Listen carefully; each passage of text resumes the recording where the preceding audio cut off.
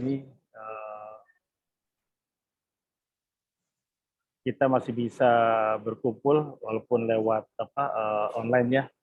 Mudah-mudahan materi yang akan saya sampaikan bisa bermanfaat buat rekan-rekan sekalian. Amin. Semoga bisa digunakan di saat pandemi ini.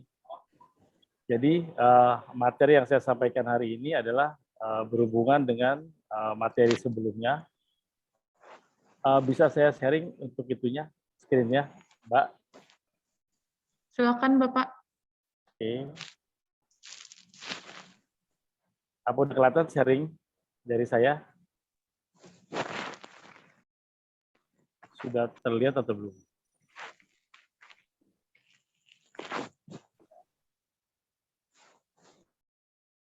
Belum muncul, Bapak. Belum muncul ya? Mm-mm. Kalau ini udah muncul belum? Belum juga, Pak. Belum muncul ya? Iya, belum terlihat sini. Bisa di-approve Pak itunya, apa namanya, screen sharing-nya?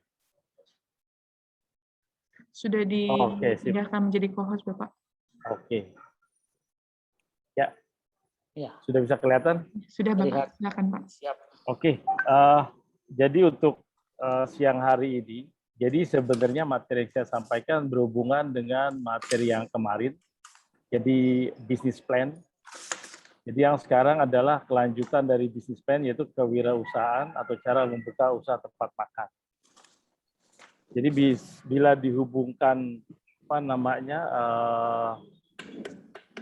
dengan materi sebelumnya, jadi business plan adalah, kalau masih ingat yang materi saya paparkan kemarin, merupakan satu tindakan atau satu program yang bertujuan untuk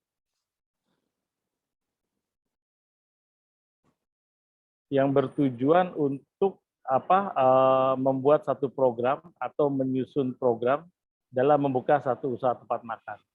Nah, jadi yang poin kedua ini adalah sengaja saya bikin simple. Jadi ini merupakan jadi table content ini merupakan pemaparan dari pemaparan pertama pada saat kita akan membuat satu usaha. Oke. Jadi yang poin pertama adalah ada executive summary, ada marketing, keduanya ada human resources plan, ada menu, ada investment. Jadi kalau boleh jujur, ini adalah poin yang saya sampaikan pada saat saya akan mengerjakan satu proyek atau disebut dengan konsultan. Jadi memang kalau jujur aja materi ini poin yang saya sampaikan inilah saya sampaikan juga pada saat saya akan mempresentasikan sesuatu ke investor. Jadi as a consultant, makanya saya buat sedemikian rupa biar sesuai. Jadi buat rekan-rekan sekalian yang ingin membuka satu usaha, bisa mengikuti step by step poin yang akan saya sampaikan ini. Jadi jujur aja, kalau boleh jujur, ini merupakan materi yang jarang didapat atau jarang di-sharing untuk semua orang. Makanya buat teman-teman atau rekan-rekan yang hadir pada hari ini, itu bersyukur sekali bisa dapat poin ini. Jadi ini kalau dibagikan tuh nggak ada dibagikan gitu. Jadi ini biasanya saya pakai pada saat saya menjadi konsultan. Jadi bersyukur buat teman-teman yang bisa mengikuti mentoring kali ini. Oke. Jadi sengaja saya bikin as a real consultant, F&B consultant. Oke. Poin berikutnya adalah executive summary. Jadi di sini saya juga langsung untuk menceritakan gimana sih cara membuat satu outlet atau restoran gitu. Jadi di executive summary ini ada beberapa poin, diantaranya ada business overview, kemudian ada market segmentation. Jadi ini dua poin yang penting sekali pada saat kita membreakdown atau meyakinkan atau untuk memberikan keterangan kepada investor. Jadi business overview ini tadi di sini kenapa saya tulis di archipelago, kita sebut aja restoran yang mau kita buat adalah di Archipelago. Jadi yang berkonsep tradisional dengan sentuhan modern dan menyajikan makanan khas Nusantara dengan rasa otentik yang menggunakan teknik memasak klasik. Konsep takeaway dan memanfaatkan pasar e-commerce, kami sudah menyiapkan semua sistem untuk pemesanan makanan secara online. Nah, jadi di business overview ini, pastikan rencana yang akan kita lakukan, kita rangkum secara general terlebih dahulu di business overview. Oke. Kemudian kita masuk poin kedua adalah market segmentation.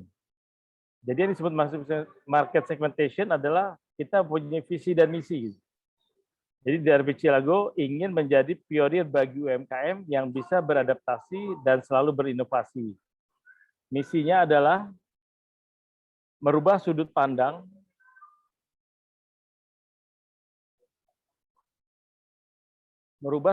UMKM, menciptakan lapangan kerja, mengembangkan usaha UMKM sebagai fondasi usaha. Jadi usahakan pada saat point market segmentation ada visi dan misi, kita harus benar-benar ngunci di area sana. Jadi visi dan misi harus jelas dulu. Kita mau seperti apa sih berkembangnya? Karena dengan visi misi yang jelas itu langkah kita ke depan lebih gampang. Oke. Kemudian masuk ke slide berikutnya adalah product profile. Jadi yang dimaksud product profile adalah apa sih yang akan kita hasilkan, apa yang kita jual gitu. Jadi di sini adalah varian menu yang ditawarkan adalah menu klasik dari Archipelago dengan menu Eropa yang telah direkomendasikan oleh chef kami dengan pelayanan cepat dan sesuai dengan ekspektasi pembeli. What you see, what you get. Nah, di product profile ini harus dipastikan.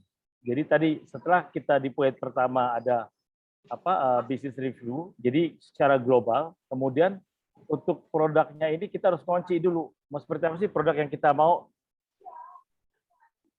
Jadi harus jelas dulu nih produknya mau seperti apa sih produknya. Jadi jangan sampai business review kita udah bagus, tapi produknya nggak jelas. Nah, kalau di sini kan jelas. Jadi di Archipelago menawarkan menu klasik Indonesia yang dicampur dengan menu Eropa. Yang semua menu tersebut sudah direkomendasikan oleh head chef-nya yang bersangkutan. Dan poin yang kita jual adalah what you see, what you get. Di apa yang kamu lihat, itu yang kamu dapat. Jadi nggak ada lagi istilahnya kayak zaman sekarang, ada beberapa hotel restoran gambarnya seperti apa, kemudian nanti hasilnya juga berbeda gitu. Itu yang kita nggak mau istilahnya mengecewakan dari customer. Kemudian positioning.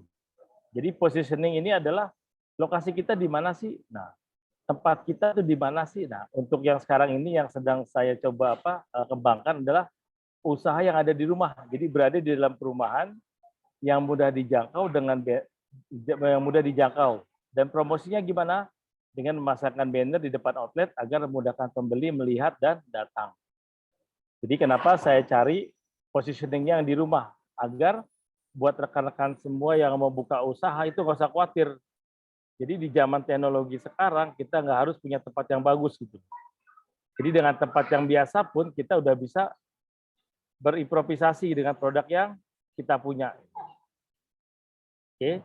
Jadi positioning ini kalau dulu zaman belum teknologi, orang masih berpikir bahwa positioning merupakan tempat yang paling penting, tempat yang akan berpengaruh untuk hasil dari apa yang produk kita jual. Itu zaman dulu.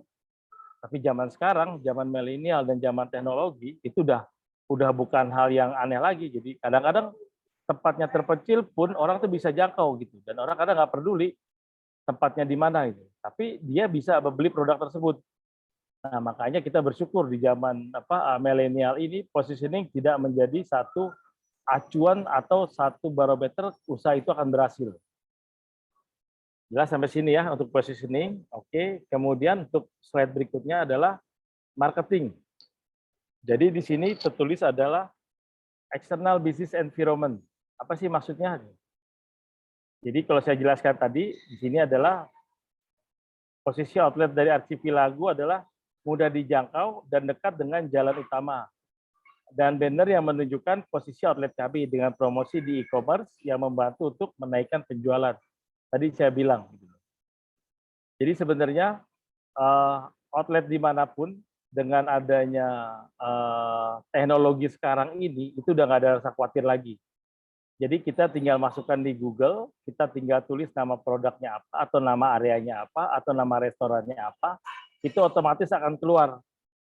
Jadi setelah kita bikin di Google dengan alamat ini, Sherlock, namanya apa, nama lokasinya tahu, kemudian nama restorannya apa, kita share langsung.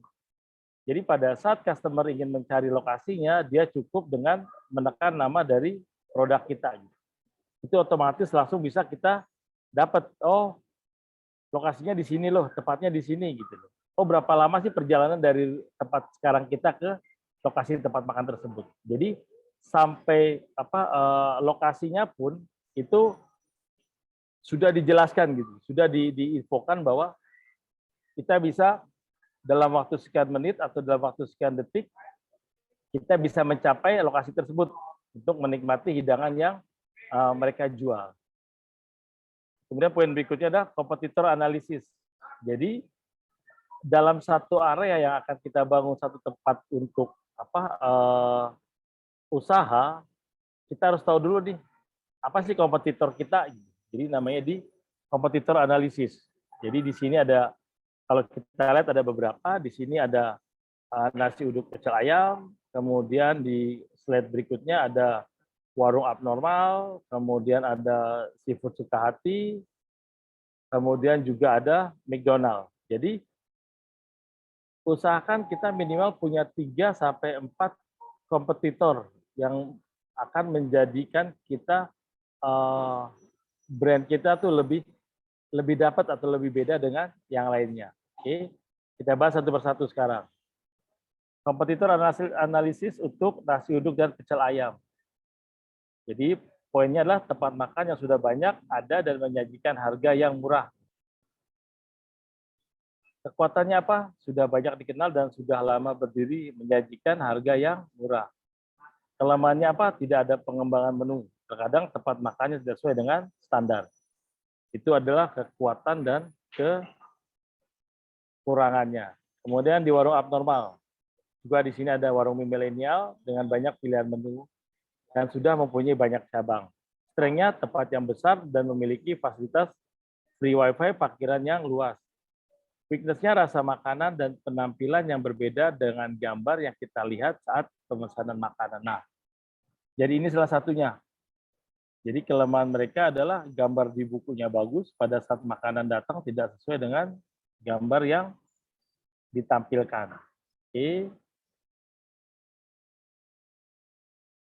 Oke, kemudian untuk seafood Sukahati. Apa sih seafood Sukahati? Jadi di sini tertulis adalah rumah makan yang menyajikan makanan laut. Oke, kemudian kekuatannya apa? Menyediakan makanan dari laut dengan campuran Indonesia dan Chinese style dalam pengolahan masakan. Kelemahannya apa? Pelayanan yang kurang ramah dan pelayanan yang lambat. Ini salah satu kelemahan dia. Kemudian McDonald untuk berikutnya adalah restoran siap saji asal Amerika dengan pelayanan praktis dan cepat. Kekuatannya sudah lebih dulu dikenal masyarakat dengan pelayanan yang cepat. Weakness-nya tidak ada banyak pilihan menu dan tidak banyak promosi yang dilakukan. Nah, inilah adalah 4 kompetitor kita yang masing-masing mempunyai segmentasi masing-masing sendiri. Dari nasi uduk, dari warung abnormal, dari seafood Sukahati ataupun dari McDonald. Jadi masing-masing punya market sendiri, kemudian mereka juga punya kekuatan masing-masing. Dan yang terpenting dari kita adalah kita mengawasi apa sih kelemahan dari mereka masing-masing. Oke, setelah kita tahu berarti kita udah paham nih apa sih kelemahan mereka dan apa yang harus kita lakukan nih agar penjualan kita bisa bersaing dengan mereka. Oke. Oke, sekarang kita masuk ke produk atau restoran yang akan kita buat. CRC Kilago. SWOT-nya seperti apa sih? Jadi kalau SWOT, biar lebih jelas, sedikit saya sharing. Jadi SWOT adalah strength, W-nya weakness, O-nya opportunity, T-nya threat. Oke, strength adalah kekuatan, weakness adalah kelemahan, opportunity adalah kesempatan, threat adalah semacam kayak rasa takut atau rasa khawatir gitu. Oke. Oke, sekarang kita bahas satu-satu. Strength dari Archipelago. Mempunyai menu yang variatif dan setiap harinya mempunyai recommended, yaitu menu spesial ala chef di hari tersebut dengan produk fresh, juga mempunyai makanan yang dijual secara frozen ataupun beku. Strength-nya, weakness-nya, tempat produksi yang terbatas dan juga SDM yang masih terbatas, belum terlalu dikenal orang banyak. Nah, itu weakness-nya. Opportunity-nya adalah dapat bersaing dengan rumah makan yang sudah berdiri lama, juga mengandalkan pemesanan online karena banyak rumah makan yang belum memakainya. Nah, inilah salah satunya tadi saya bilang. Jadi di opportunity ini kita bisa baca. Jadi opportunity ini dihasilkan dari weakness yang kita rangkum dari beberapa kompetitor kita. Kemudian threat-nya, memungkinkan untuk rumah makan lain membuka konsep yang sama dan memberikan harga yang lebih murah. Nah, inilah. Jadi ini istilahnya kekhawatiran kita tuh kalau kita udah berjalan tiba-tiba ada orang bikin produk yang sama gitu. Produk yang sama, konsep yang sama dengan harga yang lebih murah. Itu salah satu adalah dari kekhawatiran. Tapi at least kalau kita udah bisa baca opportunity yang ada, itu kita udah nggak usah khawatir. Oke, sampai sini kita masuk ke slide berikutnya. Oke, jadi di slide ini adalah kita lebih langsung masuk ke sales forecast. Jadi yang dimaksud sales forecast di sini adalah kita harus membuat perkiraan. Jadi forecast itu adalah perkiraan. Jadi perkiraan kita ke depannya seperti apa sih yang mau kita jual gitu. Jadi kayak gini tulis dari Agustus sampai Juli. Jadi number of month-nya 31 hari. Ekspektasi per page-nya misalnya di 10 orang. Average check-nya di 40.000 misalnya. Kemudian sales per day 4 juta. Jadi sales per bulannya di 12.400.000. Jadi minimal pada saat kita mau buka satu usaha, pastikan kita sudah membuat forecast yang bisa menjadi gambaran berapa revenue yang akan kita dapat dalam sehari, sebulan, dan setahun. Oke, kemudian masuk ke poin berikutnya adalah yang tadi sales forecast. Oke. Kemudian kita masuk ke promotion schedule. Nah, jadi promotion schedule ini bertujuan untuk membuat satu kalender event. Kenapa? Karena ada beberapa perusahaan tadi, beberapa kompetitor kita, mereka tidak membuat kalender event karena mereka sudah yakin dengan standar atau produk yang mereka punya. Nah, karena kita masih baru di bergerak bidang food and beverage, alangkah baiknya kita membuat kalender event atau promotion schedule, gunanya untuk menarik customer untuk datang ke tempat kita. Oke, di sini kalau dilihat dari Agustus ada Hari Kemerdekaan, kemudian Septembernya new promotion, kemudian ada social media promo, kemudian ada chef recommended promo, kemudian di bulan Desembernya ada Natal dan Tahun Baru. Oke. Masuk ke Januari ada Tahun Baru, kemudian ada bulan Februarinya ada Valentine, kemudian ada bulan Maret, April ada diskon, ada promo, ada family package. Jadi semua ini disebut dengan kalender event. Next-nya adalah sales and marketing. Jadi ini ada beberapa poin yang memang harus dicatat atau benar-benar dipahami. Apalagi dengan kondisi sekarang zaman sudah teknologi. Jadi minimal kita sebagai pengusaha wajib dan paham mengenai perkembangan teknologi. Jadi target kita siapa sih? Who's our guest target? Jadi pelanggan yang mencari makanan simpel tetapi memiliki rasa yang otentik dan mudah dibawa kemana-mana. Jadi kayak Simply Food. Kemudian untuk umurnya sendiri berkisaran dari umur berapa sampai berapa. Jadi di sini dari 12 sampai 55 tahun. Kemudian ada targetnya ada business person, ada yang family, social media, dan fan. Lokasinya di mana kita sebutkan, misalnya di Jabodetabek lokasi kita. Kemudian statusnya apa? middle down atau middle up, kemudian premium. Terusnya, nah di tempat yang akan kita buat menjadi satu tempat tempat makan itu minimal ada beberapa poin yang harus dipenuhi. Pertama adalah Instagramable, jadi biar tempat tersebut bisa dipromosikan oleh mereka di Instagram mereka atau customer.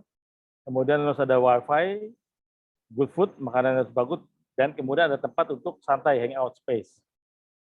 Kemudian promosi yang akan dilakukan adalah di semua sosmed, apps, Google Apps, jadi baik dari IG, kemudian Facebook atau Twitter. Kemudian target untuk marketnya sendiri adalah di angka 25 sampai 90 ribu untuk makanan, minumannya di 15.000 sampai 30.000. Kemudian untuk dessertnya atau makanan penutup bisa di angka 10 sampai 30.000. Oke, ini untuk sales marketing. Dan kemudian next-nya adalah di Human Resources Plan atau Organization Chart. Ini adalah organization chart yang dipakai untuk satu usaha bisa dibilang simple. Jadi ada operational manager atau head operation, kemudian ada kasir, ada chef, ada marketing, kemudian ada beberapa staff. Ini untuk human resources plan-nya sendiri. Kemudian yang berikutnya adalah job description. Jadi ini adalah wajib dan harus dipenuhi untuk rekan-rekan atau teman-teman yang akan membuka usaha. Jadi agar orang yang kita hire, mereka paham dan mengerti tentang job desk mereka. Jadi nanti di sini bisa dipelajari dari operational manager, cashier, kemudian ada chef, ada marketing juga. Jadi ini sengaja saya bikin untuk manajemen level aja untuk job description-nya. Oke, kemudian scheduling. Jadi ini wajib dan harus dimiliki buat teman-teman atau rekan yang ingin membuka satu usaha. Jadi harus disiapkan adalah operational hour-nya, jam berapa operasional, baik dari pagi, siang, ataupun malam. Jadi di sini ada morning shift, middle shift, sama middle shift to evening. Jadi buat closing biasanya nih, buat closing, jadi disebut dengan closing team. Kemudian ada things to do-nya, jadi di sini dicatat apa sih akan dikerjakan shift 1, kemudian shift 2, kemudian closing shift. Jadi ini bertujuan untuk memberitahukan atau menginformasikan ke tim yang bekerja bahwa ada beberapa poin yang mereka harus lakukan dan itu merupakan sudah kewajiban. Jadi things to do ini adalah breakdown dari program yang harus mereka kerjakan. Nanti untuk tambahan programnya bisa ditambahkan oleh masing-masing dev head. Bisa dari head waiternya kah, atau dari chefnya kah, atau dari operational manajernya. Oke, kemudian recruitment and selection. Job recruitment. Jadi nanti pada saat sudah berjalan, poin-poinnya sudah kita siapkan, baru kita mencari tim yang kita butuhkan. Jadi sekarang bisa di-share di beberapa sosmed, bisa di-share di IG, di Google Apps, atau bisa menggunakan WA masing-masing. Oke, kemudian poin berikutnya adalah payroll budget. Ini merupakan salary atau pengeluaran yang akan kita keluarkan di setiap bulannya. Jadi ini wajib untuk dipastikan, wajib untuk dimaksimalkan. Jadi jangan sampai nanti untuk masalah payroll budget ini kita nggak serius, karena ini adalah poin yang memang harus mereka siapkan. Jadi mereka harus bayar nih. Jadi istilahnya payroll budget ini merupakan budget yang harus dikeluarkan setiap bulannya. Makanya pada saat kita memilih tim itu pastikan kita paham dan mengerti benar apa sih job desk mereka gitu. Jangan sampai kita bayarnya mahal tapi job desk-nya nggak sesuai dengan salary yang mereka terima. Oke, kemudian menu dan picture. Nah, ini dia. Jadi inilah beberapa menu yang akan kita tawarkan ke customer. Kenapa saya bilang begini? Karena agar mereka lihat nih, oh kita ada sop buntut Nusantara, kita ada sop iganya, kita ada dori matanya, kita ada cumi bakarnya. Nah, untuk presentasinya tuh bebas. Jadi siapapun bisa berkreasi, siapapun bisa berimajinasi untuk presentasi.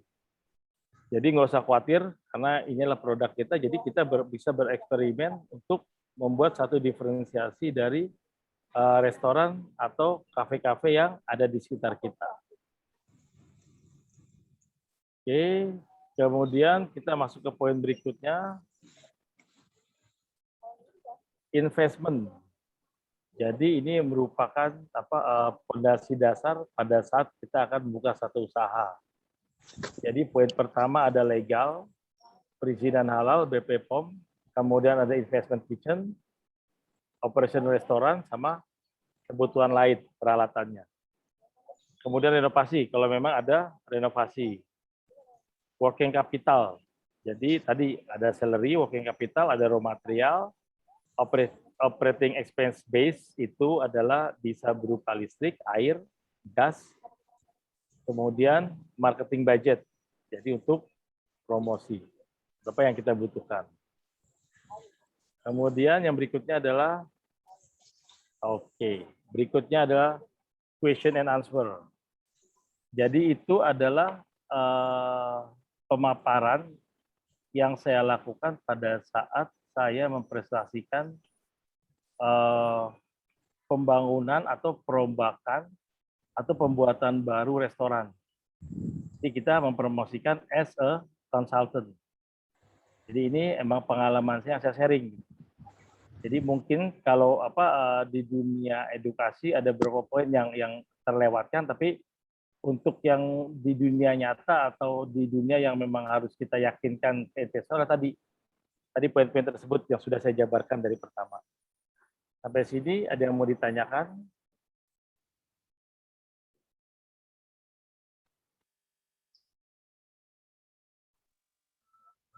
Tidak, Pak. Gimana?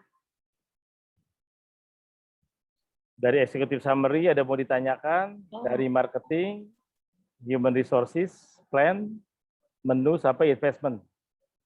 Iya, silakan untuk teman-teman yang ingin bertanya. Berarti kalau nggak tanya hebat, berarti pada bisa jadi consultant semua kalau gitu nih, bener. Betul. Ini tentang fokus tentang strategi nih untuk teman-teman yang mau membuka bisnis dan lain-lain. Jadi terus terang sayang kalau nggak tanya saat ini gitu loh. Jadi ini kan momen bisa nanya nih, apa sih buka usaha seperti apa sih gitu. Karena terus terang kalau setelah momen ini kemudian tiba-tiba japri saya minta ketemu sama saya, itu udah hitungannya udah beda. Itu udah konsul ya Pak, itu udah konsul tadi ya, betul. Karena saya biasanya di 3 jam pertama itu ketemu itu wajib di angka sekitar 8 sampai 10 juta untuk konsultasi biasa aja ngobrol gitu. Jadi bukan untuk detail, enggak, cuma ngobrol, Pak saya punya rencana ini loh gitu. Itu minimal di 3 jam gitu. Jadi mumpung ini kita sharing, karena saya mau berbagi buat rekan-rekan teman-teman semua yang ingin membuka usaha atau ingin menjadi seorang konsultan seperti apa sih gitu. Ayo monggo silakan. Oke, Chef Hendro. Oke, siap. Chef Hendro, sebelumnya salam kenal. Sedikit mau bertanya terkait tentang apa yang sudah tersampaikan di siang hari ini, Chef Hendro. Boleh, silakan Mas. Sedikit tadi menyampaikan terkait dengan SWOT. Pertanyaannya di kondisi saat ini yang memang kita sudah ketahui pandemi COVID-19, yang memang banyak hal yang kita sudah bisa lihat dan berefek cukup banyak sekali. Apakah SWOT ini masih berlaku atau mungkin ada analisis lain setelah kondisi COVID-19 ini yang sudah terjadi? Mungkin saya kira itu, Chef Hendro. Terima kasih. Oke, Mas Hatar, pertanyaan bagus, Mas. Jadi emang itu jadi sekarang makanya ada beberapa investor yang ketemu saya, sampai dia bilang, Chef, kalau saya buka restoran ini bakal laku nggak sih? Atau bakal tutup nggak sih? Gitu. Atau cuma buka habis itu tutup gitu. Jadi ada banyak beberapa investor tanya seperti itu gitu. Jadi intinya sebenarnya SWOT tetap berjalan. Jadi kayak apa strength, weakness, opportunity. Jadi sebenarnya SWOT ini adalah barometer kita untuk melihat sebenarnya produk yang akan kita jual ini itu kemampuannya seberapa besar sih untuk apa mendobrak kondisi yang ada sekarang. Jadi SWOT ini tetap berjalan. Nah, sekarang tinggal kita nih di opportunity-nya nih kita lihat.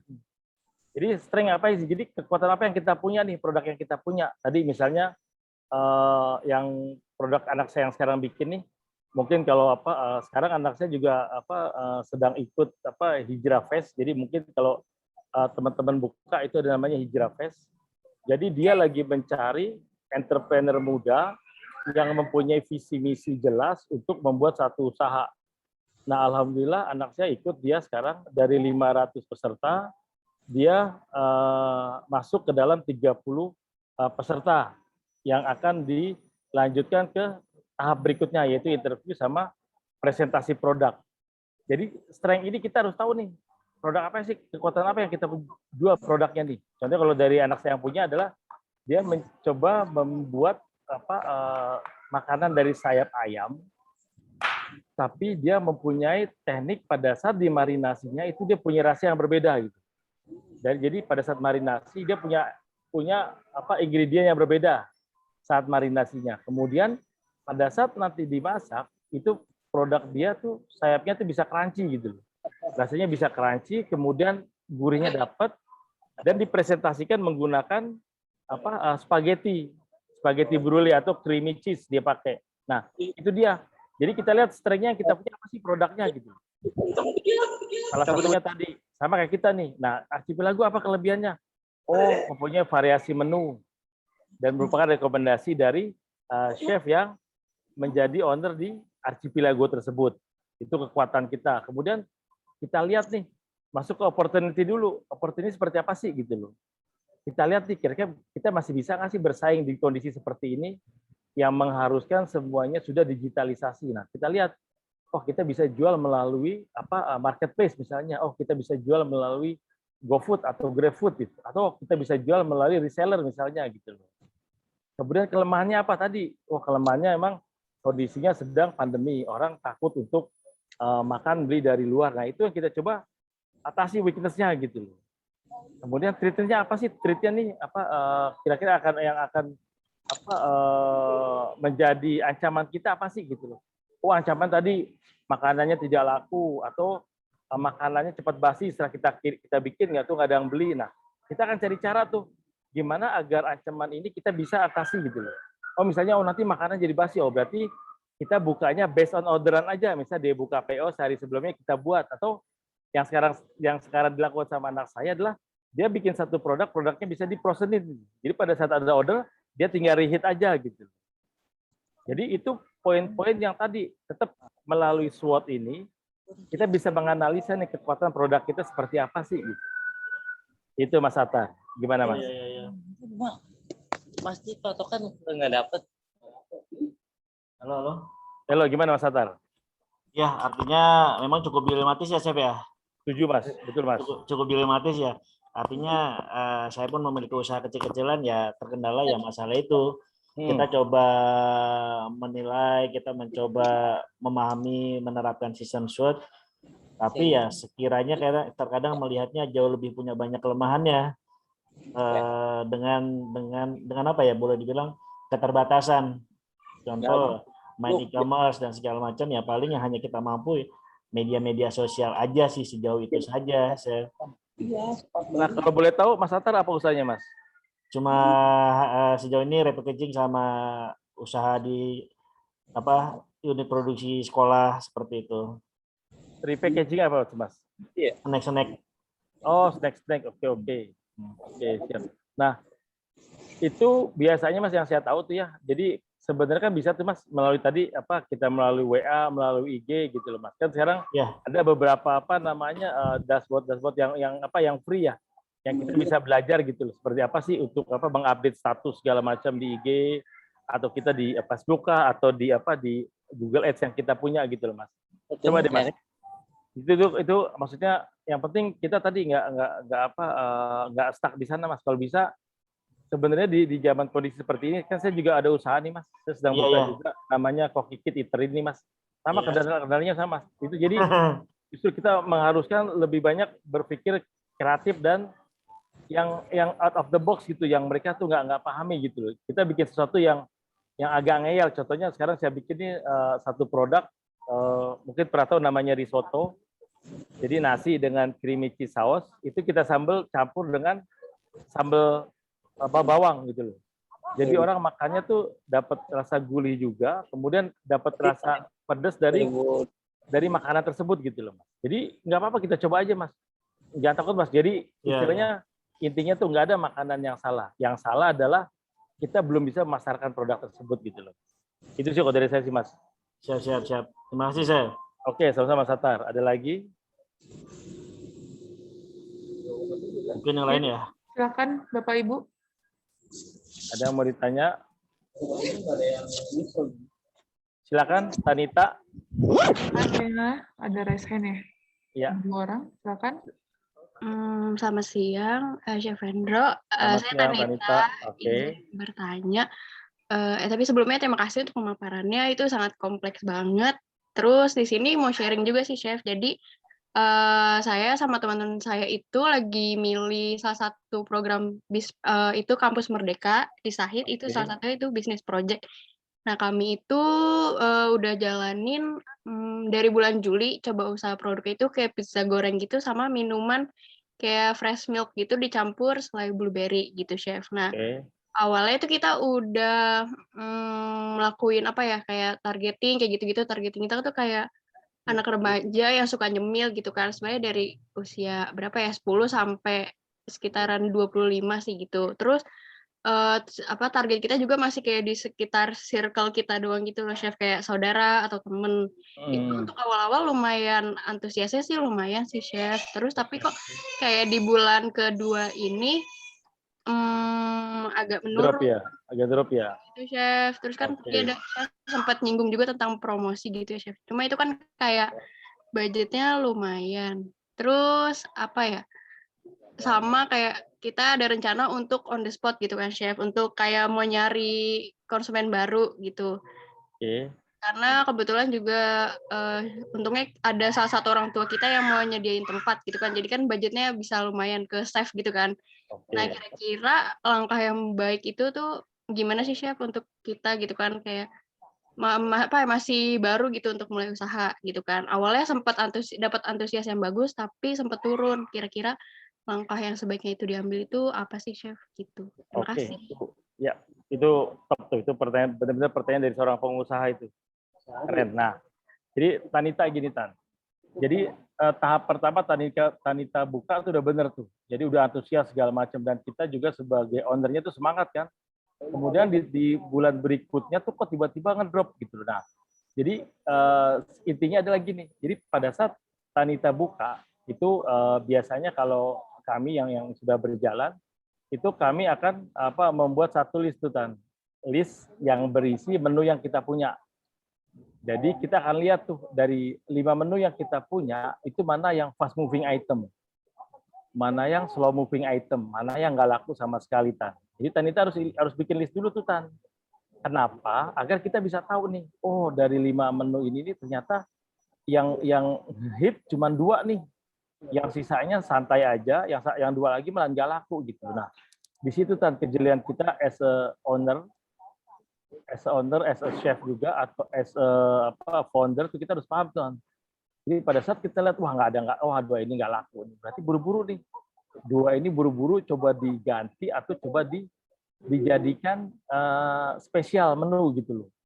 Jadi misalnya gini, dengan beli satu macam produk yang lagi yang signaturnya bisa dapat produk milih nih, produk yang nggak laku ini A atau B gitu. Nah, kenapa? Karena berarti kan mereka nyobain gitu. Karena kenapa orang nggak mau beli produk C sama D misalnya? Mungkin mereka takut untuk rasanya enak nggak sih? Atau mungkin dari describe menunya tuh nggak menarik atau namanya nggak menarik gitu. Jadi Tanita juga harus paham juga, Tan. Makanya tadi poin pertama yang harus Tanita lakukan adalah apakah Tanita sudah membuat list? List ini adalah menulis namanya. Menu-menu yang kita punya. Begitu menulisnya apa tuh? Misalnya ada 5 atau 10 macam, tulis sama menunya. Kemudian Tanita harus nyatet tuh dari 10 menulis ini mana yang selama seminggu itu tuh on terus laku gitu loh. Mana yang fast moving, mana yang slow moving, mana yang cuma sekali-sekali laku, mana yang sama sekali nggak laku sih. Jadi pertama, Tanita bikin menulis. Kemudian kedua, setelah Tanita lihat, analisa, oh ternyata menu yang laku ini cuma 2 nih. Sisanya ada beberapa yang nggak laku. Nah, menu yang beberapa nggak laku ini yang pernah Tanita bikin, itu dijadikan bonus nih. Atau dijadikan sebagai diskon gitu loh. Jadi misalnya harganya apa namanya 10.000, terusnya Tanita modalnya cuma 3.000, dinaikin aja, nggak apa-apa deh, untung 1.000 atau 2.000 gitu. Yang penting mereka nyoba dulu gitu, karena mereka biasanya tuh mereka takut mau nyoba enak apa enggak, atau di pairing dengan menu yang pertama. Beli 2 menu pertama dapat 50% potongan untuk menu yang C sama D misalnya. Itu bisa berjalan tuh nih. Karena aku biasanya begitu di sini gitu. Jadi itu aku jalani dan itu berjalan. Itu teknik kedua. Jadi yang poin pertama kita buat menulis. Poin kedua kita dari daftar tadi kita bisa melihat mana yang kita bisa jadikan pairing atau mana yang kita bisa jadikan promosi. Yang menu ketiga adalah kita berusaha merubah menu yang ada gitu. Jadi menu tersebut kita coba rubah gitu. Kalau memang udah 2 cara dilakukannya bisa, berarti kita harus ganti menu tersebut. Sampai sini jelas, Tan? Baik, Chef Hendro. Jadi emang harus mengerti betul produk yang dijual juga ya, Chef, dan ikutin apa yang lagi hits juga. Betul, itu udah harus, karena dunia F&B ini kan dunia yang nggak bisa kayak mode dia. Jadi ini nggak bisa dijamin. Jadi kita harus tetap, walaupun udah berjalan rame ini, kita cari motivasi lagi, apa sih yang baru gitu. Jadi kalau perlu tuh weekly itu kita punya, apalagi Tanita berapa orang? 3-4 orang, Tan? Di sana. Bertiga, Chef. Nah, bertiga berarti kan ada 3 orang pemikir kan, berarti kan masing-masing punya ide. Coba cari di Google apa idenya, coba dituangkan semuanya satu itu lebih enak kan, lebih banyak itu ide daripada sendiri, betul nggak? Betul, Chef. Oke, siap. Gimana, Tan? Terima kasih banyak, Chef. Sama-sama. Oke, nextnya buat Mas Nuri, mau tanya. Silakan Pak Nuri Hartantio. Pak Nuri, silakan. Silakan Pak Nuri kalau mau nanya. Jadi ada air trouble, mohon maaf. Untuk masalah usaha, misalnya kami mengadakan di rumah, di sekolah, maaf. Di sekolah, rencananya kalau misalnya bisa kita buka usaha di sekolah itu, misalnya kita mau bikin snack atau apa, atau menu-menu yang cocok untuk kita tawarkan untuk guru-guru siswa itu. Apakah menu apa yang kira-kira paling tepat, Pak, untuk masalah yang kita tawarkan ini untuk para guru atau para mahasiswa untuk di lingkungan sekolah gitu.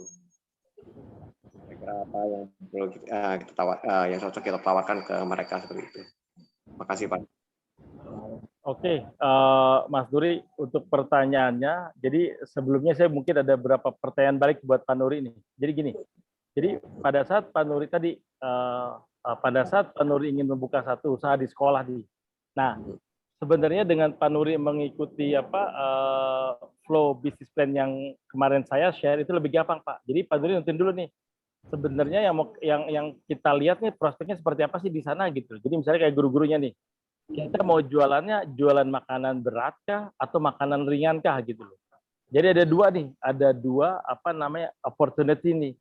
Jadi makanan berat misalnya untuk makan siang. Berarti kan makanan tersebut tadi ada nasi, ada lauk pauk, ada sayur. Berarti kan ada karbo, ada protein. Atau Pak Nuri hanya saya mau masuk di segmen santai aja deh. Misalnya jam 9 sambil mereka nunggu makan siang, mereka bisa makan cemilan. Kemudian sambil nunggu mereka pulang jam 3 jam 4 mereka bisa makan cemilan.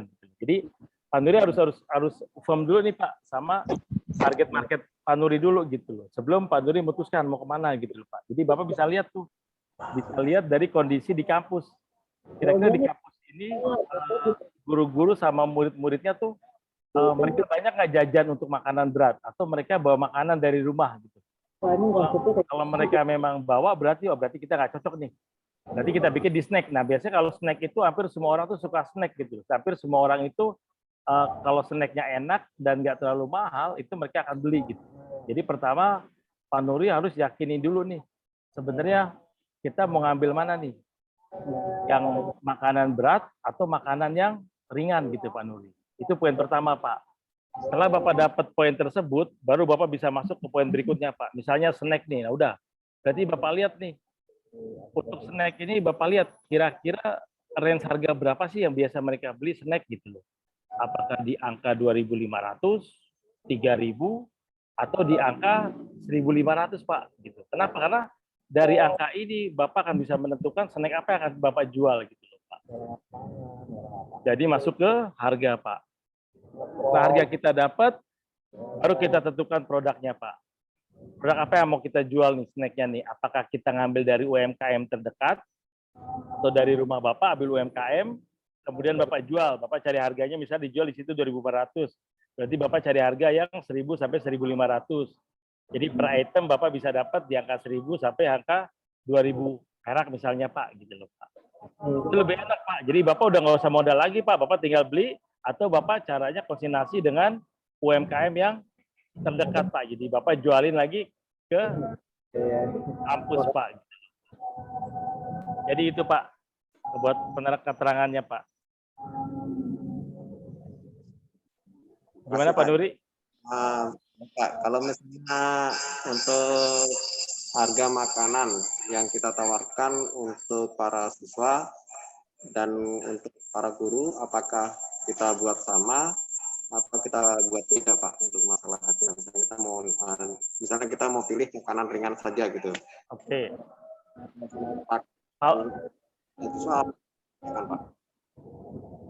Kalau bisa dibikin sama aja Pak, karena kan produknya Bapak sama belinya Pak di UMKM Pak, samain aja produknya Pak.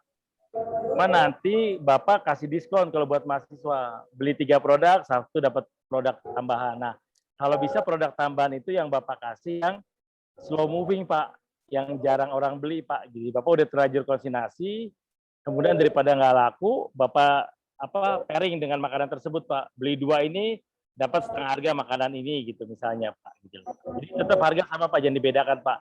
Hanya untuk mahasiswa kita kasih nih bonus buat mahasiswa nih 50%. Nggak belinya gitu nih. Itu paling Pak. Mengenai harga itu apakah kita buat satuan atau kita bisa bikin? Kenapa putus-putus suaranya Pak? Jadi apa harga yang kita tawarkan itu menu harga yang kita bikin, menu yang kita tawarkan itu, harga yang kita tawarkan itu kepada guru dan siswa itu apakah kita buat secara paket dari menu pembuka sampai terakhir itu apa mungkin kita saja? Bisa dibikin satuan Pak, per item bisa, atau Bapak bikin pairing. Jadi dengan harga sekian bisa dapat 2 sampai 3 macam misalnya Pak. Bisa Pak. Jadi tinggal Bapak lihat aja pasarnya seperti apa. Kalau mahasiswa kan biasanya tuh mau yang harganya terlalu mahal, tapi bisa dapat beberapa makanan gitu loh Pak.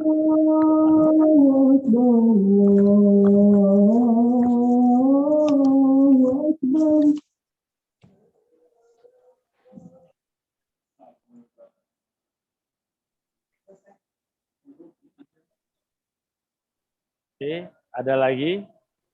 Baik, tadi ada yang raise hand, M. Rivaldi, silakan. Silakan, Mas Rivaldi. Warahmatullahi wabarakatuh. Waalaikumsalam warahmatullahi wabarakatuh.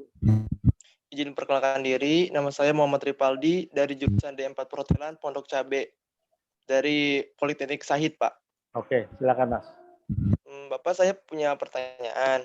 Apa persiapan yang harus dimiliki sebagai usaha muda yang pertama kali terjun ke dunia wirausaha? Terima kasih, Pak. Oke, wah, pertanyaan top tuh. Pertanyaan bagus. Yang pertama adalah semangat dulu. Semangat sama kemauan dulu pertama. Udah itu dulu. pertama kamu punya semangat, punya kemauan, dan komitmen. Itu penting banget tuh. Kenapa? Karena kalau kamu 3 poin ini kamu nggak punya dan nggak yakinin, itu susah. Karena pertama semangat kamu akan jadi gini. Kalau di dunia usaha atau mau jadi seorang pengusaha, itu yang poin pertama adalah pada saat kamu males, kamu harus bisa membuat diri kamu jadi nggak males. Pada saat kamu bete, kamu harus buat diri kamu tuh nggak bete gitu. Pada saat kamu lagi nggak mau berpikir, kamu harus berubah mindset, kamu harus mau berpikir gitu. Jadi semua tergantung diri kamu sendiri. Itu satu. Kemudian yang poin kedua, komitmen. Karena pada saat kamu mulai buka usaha, itu semua fisik, pikiran kamu itu akan terfokus sama usaha kamu. Jadi kamu udah nggak bisa lagi buka usaha jadi main-main, nggak bisa gitu. Jadi sebenarnya fokus di komitmen dulu. Jadi kayak waktu main kamu akan terpotong. Waktu nongkrong kamu akan nggak ada. Waktu istirahat kamu akan berkurang. Gitu. Jadi tadi komitmen dulu gitu. Jadi itu dulu kamu udah punya semua, kamu udah oke semua, kamu komitmen dan kamu memang benar-benar mau maju. Nah setelah itu baru tadi kamu ikutin flow yang saya kasih di pemaparan kemarin sama hari ini. Setelah itu kamu bisa diskusi sama saya nanti. Ya, Rivaldi ya. Jadi yang tadi pertama kamu harus semangat dulu, komitmen dulu. Setelah itu oke semua, kamu coba ikuti bisnis plan yang saya kasih kamu sama poin yang ke hari ini. Kamu ikutin. Kamu bikin, setelah kamu oke, kamu bisa hubungi saya kok. Nanti bisa minta nomornya sama Bayi atau sama Mbak Marat di Politeknik gitu. Itu bisa nanti saya ajarin. Yang penting kamu tadi dulu komitmen. Jadi saya nggak mau ngajarin orang fokus, tapi dianya sendiri nggak komitmen dengan apa yang dia mau. Gitu. Jelas nggak? Jelas. Oke. Ada lagi yang mau tanya?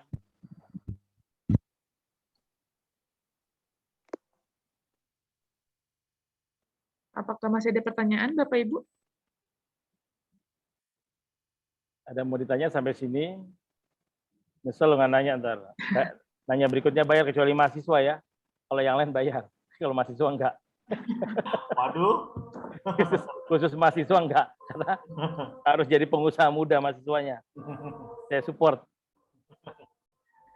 Ayo Pak Atar, mungkin masih ada yang mau ditanyakan Bapak? Mumpung ada kesempatan nih Pak. Baik, jikalau sudah tidak ada pertanyaan lagi, mungkin kita tutup saja Pak untuk sesi mentoring kelas hari ini. Namun sebelum kita tutup, mungkin kita sesi foto bersama Bapak. Boleh. Baik, untuk para peserta dimohon untuk menyalakan kameranya.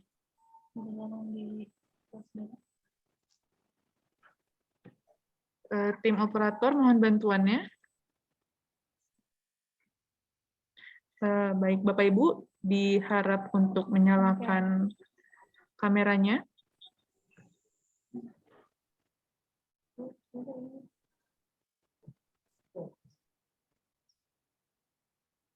Baik, operator siap? Saya hitung ya, Bapak Ibu ya. Baik, 1, 2, 3. Sekali lagi, 1, 2, 3. Baik, terima kasih sekali lagi saya ucapkan kepada Bapak Hendro, Chef Hendro, atas pemaparan materinya yang eksklusif ya, Chef ya, yang betul. Hanya bisa didapatkan kalau konsultasi langsung. Iya, betul. Baik, terima kasih juga kepada para peserta pada mentoring kelas hari ini. Kami mengucapkan mohon maaf apabila ada kesalahan kata maupun tindakan. Dengan ini mentoring kelas kami tutup. Wabillahi taufik wal hidayah. Wassalamualaikum warahmatullahi wabarakatuh. Waalaikumsalam. Waalaikumsalam. Waalaikumsalam warahmatullahi wabarakatuh. Oke, salam sehat semua. Sukses selalu. Semuanya. Terima kasih. Sehat semuanya, Chef. Sorry, Pak Dede, makasih. Pak Atar, apa kabar? Untuk para peserta yang belum mengisi link absen, boleh mengisi link absen pada room chat yang ada di bawah ya.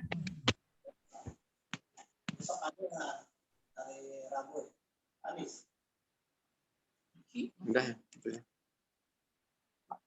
Absen sudah. Ya Pak Nuri? Ya Pak Nuri? Mahasiswa ada Pak? Bu? Ada di chat. Sudah ada di chat ya? Ada di room chat. Oh ya sudah. Ada di room chat, bisa di situ. Tuh dia ngapus pennya.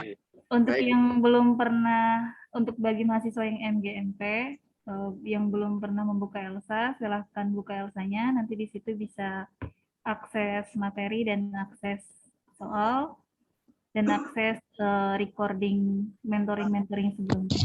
Bu, boleh nanya nggak Bu? Ya, Bu Zeni. Saya kan kemarin ceritanya tuh lihat examnya punyanya Pak Arya ya kemarin. Saya lanjut aja, kirain bisa ke soal sebelumnya. Itu bisa nggak sih ke soal sebelumnya? Boleh, Bisa. Cuman kalau Kan misalkan ada dari soalnya nggak, kalau yang exam saya ceritanya mau lihat soal dulu nih dari nomor 1. Saya